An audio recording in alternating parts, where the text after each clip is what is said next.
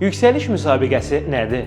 Çalışdığı sahədə intellektual səviyyəsi, idarəetmə bacarıqları ilə fərqlənən potensialları üzə çıxaran və kadr ehtiyatı bankının yaradılmasını təmin edən müsabiqədir. Bu addım cənab Prezident İlham Əliyevin 2019-cu il 26 iyul sərəncamı ilə atıldı.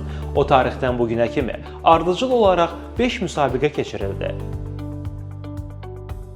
39 mindən çox iştirakçı qeydiyyatdan keçdi. Onlardan 1200-dən çoxu yarımfinalçı, 500-ə yaxın finalçı və 116-sı hər biri 1 illik mentorluq proqramı və pul mükafatı qazanaraq qalib oldu. Elə bu? Təbii ki, xeyr.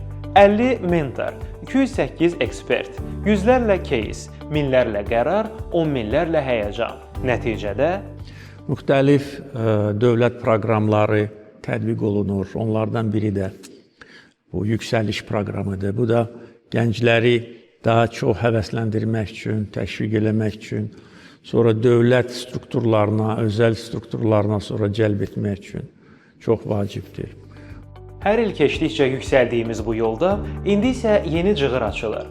Bəlkə də bu dəfə addım atmaq sırası sizdədir. Çünki yüksəliş sizinlə davam edir.